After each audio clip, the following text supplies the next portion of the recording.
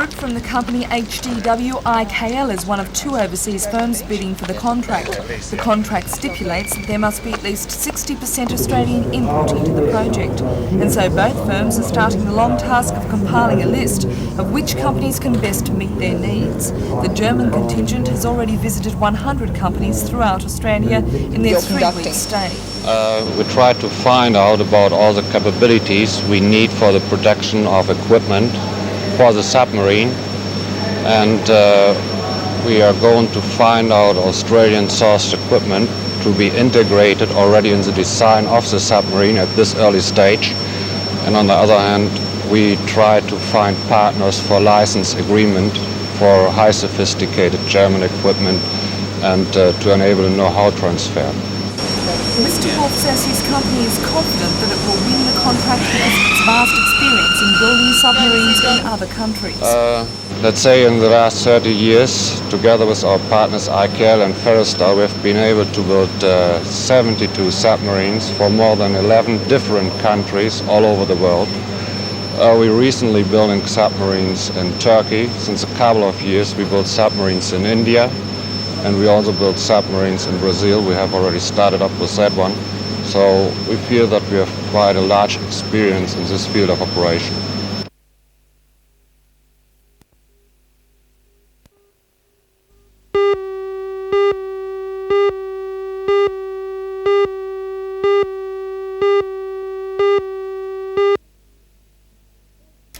It's the fourth year that the Tube Makers Metal Fabrication Award has been presented, and a luncheon today at the Tube Makers Recreation Club was in honour of 3 young men who are this year's winners. The presentation has been held and sponsored by Tube Makers to encourage metal fabrication apprentices throughout the state, and managers from Newcastle, Sydney and Wollongong, together with employers and family members, attended the luncheon. Winner of the award, which is judged on performance at work and college, was Peter Shaw, employed by the Sydney firm Keith Shaw Engineering. Second was Ghanaian apprentice Scott McHugh, and third was David Batcheldor from Tullawarra Power Station in Wollongong. Each Boilermaker apprentice received a plaque as well as prize money to help with further studies. Managing Director of Tube Makers Jim Grigg says that although the role and work of an apprentice is changing, numbers are gradually decreasing in the different trades. Well, the difficulty with firms and as far as apprentices are concerned is we're trying to look 4 years ahead all the time as to how many people we will need. It's an interesting judgment to make as to whether you train purely for your own needs or whether you train people for the needs of the community as well.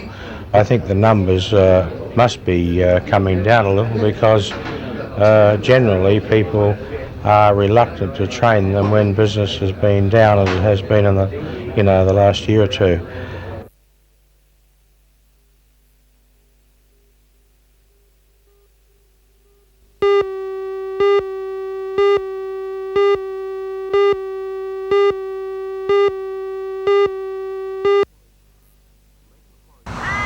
Lake Macquarie's council dumps here at Redhead and at Rathmines already operate a scale of charges for large vehicles dumping rubbish and for garden clippings and industrial refuse. Despite this, they last year ran at a total deficit of $470,000. The council proposed a $1 weekend and public holiday levy for private cars to reduce losses. Alderman Gordon Hughes was one of those who opposed the motion in council last night. First and foremost, Mark, I believe that it will lead to a greater incidence of illegal dumping throughout the bush and open space areas of the city, and for that reason I'm opposed to it. Secondly, I'm opposed to it because it's a discriminatory charge which is being levied on the weekend users of the dump. It's not at this stage proposed to to levy that charge on those who are fortunate enough to be able to go to the dump during the week.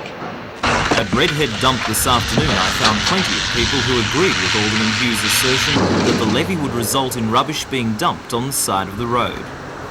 I'd probably dump it in the bush if I had to pay money. They throw it in the closest dump they can find. That's the side of the road. For a lot of people, it's going to just be, in my book, anyhow, in the bush, mate.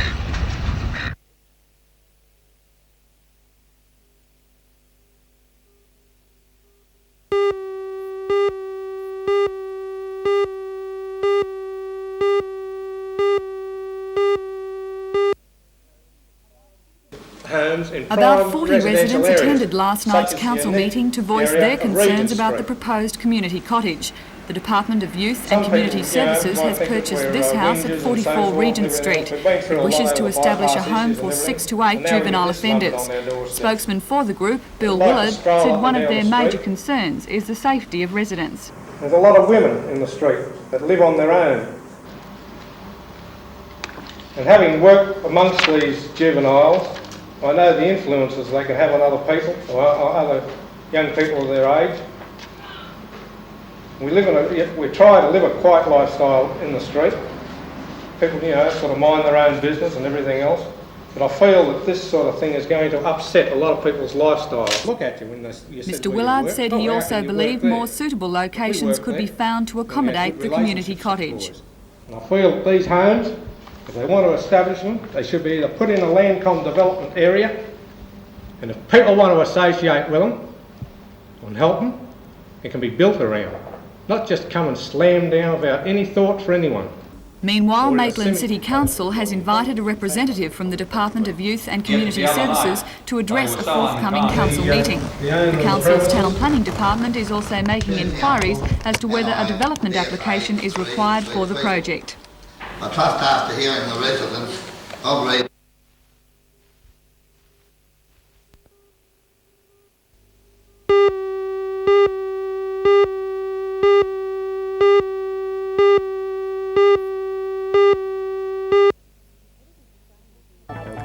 Repetitive strain injury, or RSI as it's known, is a health problem increasing among Australian keyboard workers. But according to experts at the Newcastle University today, it's a disease which can be prevented. I'm Melinda Smith and we'll bring you more details tonight at 6 o'clock.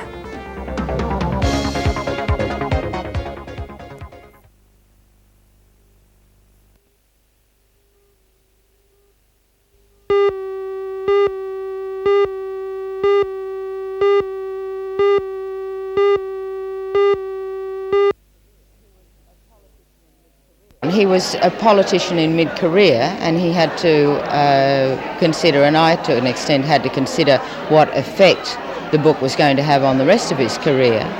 And that was a very difficult thing and something that we spent hours talking about. And I came to the conclusion, I think rather earlier than he, that it was essential to be as frank as possible without hurting other people in the book. The popular novelist and biographer was guest speaker at a lunch with a writer function held at the Newcastle University. In her career as a writer, she has published 2 biographies and 3 novels, the latest set in Israel and described by her as the biggest challenge. Undoubtedly, novels are much more difficult than biographies, because a novel is something that you spin out of yourself, like a spider spinning a web, whereas a biography is just hard work. And I think actually my most recent novel, the one that won't be out until next year, one set in Israel, has been the most difficult, because I've done it from the standpoint of being Jewish, and I'm not, and I also had a tremendous amount of research to do on both contemporary Israel and on Jewish history. Winter in Jerusalem, along with works by other Australian writers such as Peter Carey and Beverly Farmer, is experiencing new success in the American market, which Blanche Dalpolget says will continue. The writers got the takeoff from Australian movies, which of course have been popular in the States now for, about 5 years. So flowing on from that popularity, there was an increased popularity in Australian books, increased interest in Australian books, and that's been going on now for about 2 years, and it looks like it's going to continue. What advice would you offer?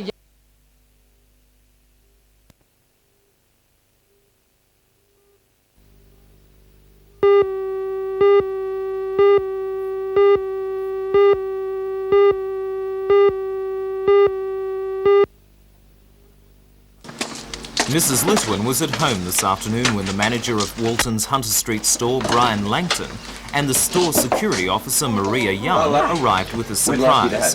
Mrs. Litwin opened the front door to be presented with a brand new lawnmower and an extra $100 in cash. Mrs. Litwin and her husband, Peter, were obviously pleased. Thank you. God bless you. The purse containing the $600 which would have bought the lawnmower was left by Mrs. Litwin outside the store's ladies' toilet when she went inside. The pensioner, who says she has never stolen anything in her life nor had anything stolen, was horrified to find the purse gone. The store's management felt sorry for the couple and gave them the lawnmower they had saved many months to buy. So with broad smiles all round, the mower was given a test run, and this time at least, the story ends happily.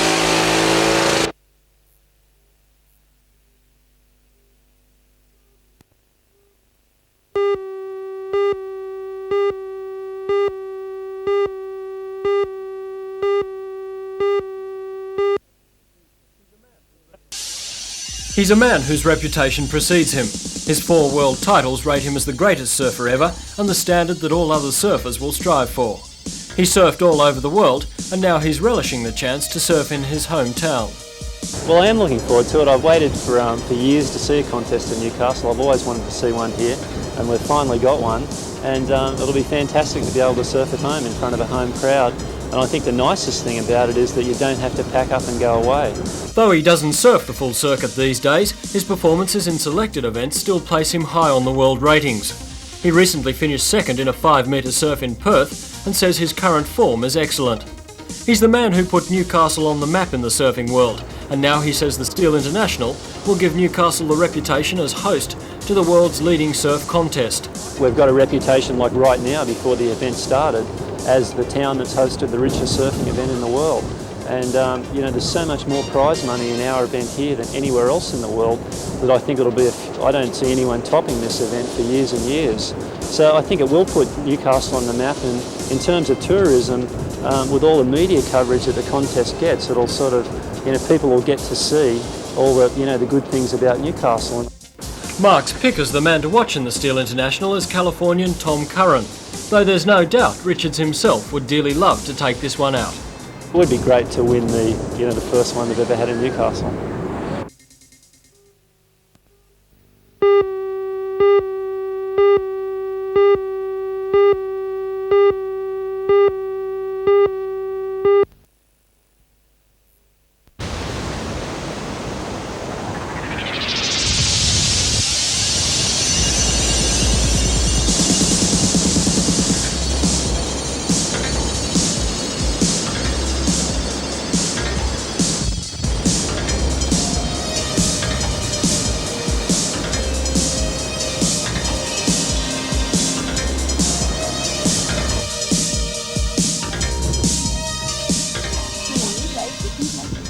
Lisa, welcome to Australia. Thanks. Did you girls come over as a group?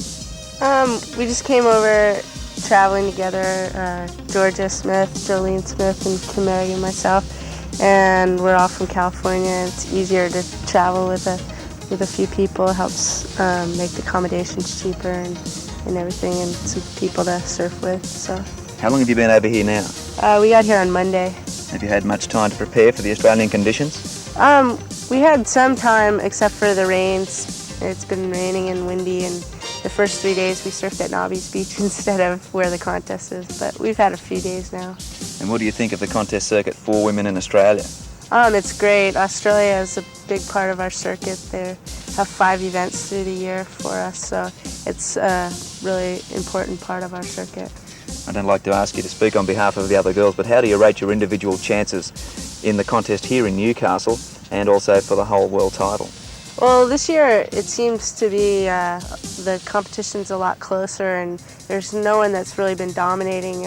Every contest has had different finalists, and I saw a local girl out the other day that looked real good, and of course Pam Burge and Jodie Cooper here are doing really well, and Pam's leading the rating, so it's going to be a really good contest.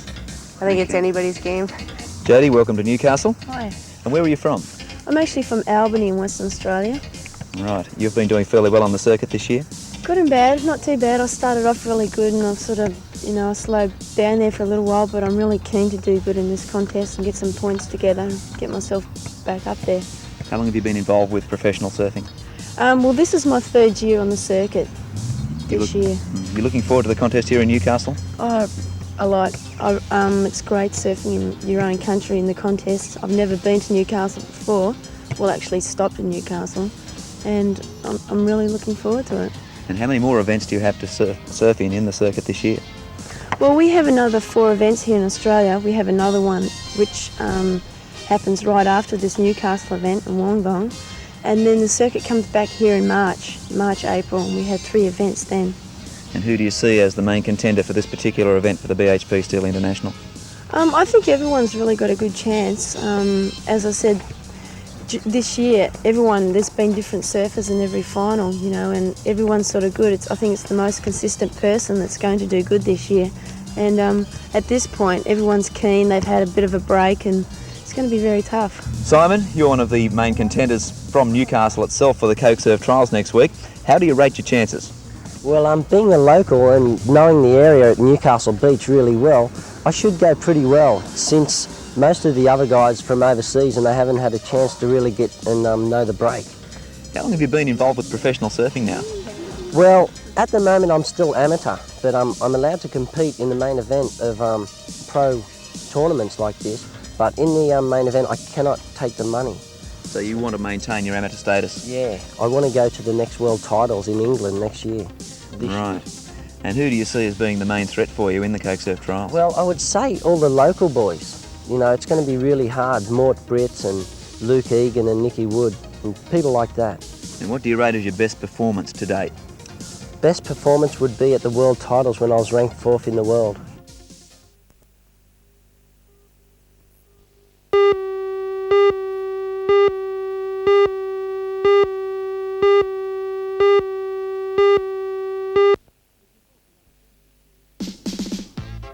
If you thought the last Ashes series was a disappointment, then you were probably in tears this week.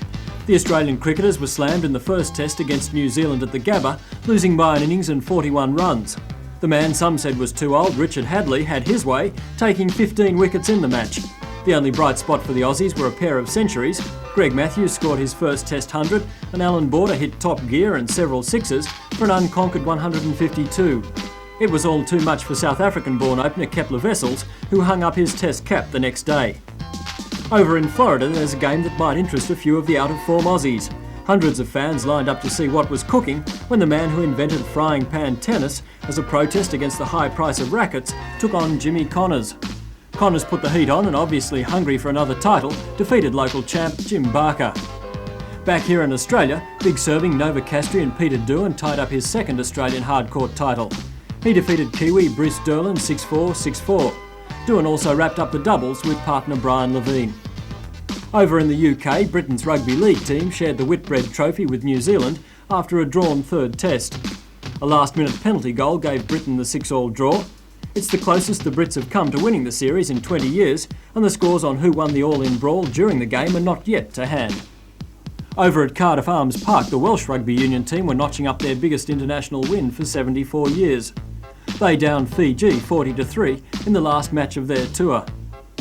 Jeffrey Edelston's Sydney Swans held their first training session for the next season this week at the SCG.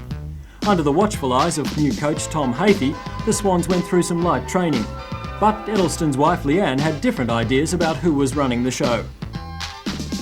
There aren't many people more suited to play the game of kings than Prince Charles. During his visit to the United States, he took some time out for a royal chukker or two at the local Florida Polo Club. Princess Diana, or was it Princess David, stole the show early on, but Charlie turned out to be a real crowd pleaser. Needless to say, his team won. Out here in Australia this week saw 2 gruelling endurance events. All through Sydney's Pittwater and Northern Beaches areas, local punishment lovers were battling it out in the Triple M Triathlon. After a chilly start in the waters of Akuna Bay, the competitors cycled and ran for another 8 hours before 24-year-old Mark Dragon collected the winner's purse of $20,000. In the city of churches and Grand Prix, 46 runners were plodding along in the Adelaide 24 Hours race. Australia's most loved plodder, Cliff Young, sported some new fashions with perforated pants, then went on to win the event and set a new record of 236 kilometres. In the gentleman's game of golf, Roger Davis cruised to a 7-shot victory in the Victorian PGA, giving him his first win in 4 years. Davis had finished runner-up 17 times since his last win. He finished the tournament 18 under. In the Australian Open, day 1 on Thursday was called off with the greens turning into ponds, and the organisers cut it down to a 54-hole tournament. The Great White Shark, Greg Norman, wasn't pleased with the move, but goes into today's round as joint leader with amateur Brett Ogle on 5 under the card. Defending champion Tom Watson is 4 off the pace. Newcastle golfer John Clifford is running second with Mike Harwood, both 1 off the pace at 4 under.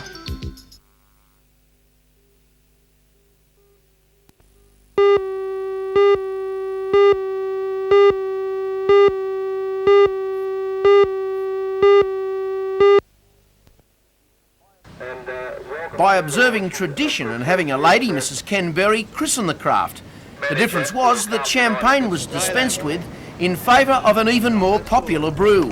And it's a beautiful boat by any standards, built at DY in Sydney by Bob Miles and valued at around $8,500. The ceremony was attended by a goodly number, including 2 of the club's old-time stalwarts, Bill Fitzgerald and Ike Taylor. Club President Frank Darcy sees the boat even today as an important facet of surf lifesaving. The fitness the boys gain from that, it certainly helps them in surf rescue, and it certainly attracts a tremendous amount of people to the movement. And they are a feature, of course, of surf carnivals, aren't they? They're starting to be the feature almost. They're quite spectacular. You've been in a few yourself? That was a nice ride. Well, a bit lucky, no racing conditions there. I suppose it's opportune too, with Surffest just days away now, to get a brand new, very competitive boat for the big surf race. It certainly lifts the morale of your club, and you know, let's be honest about it, if you can do something positive in your club, then it attracts members and members to the movement too.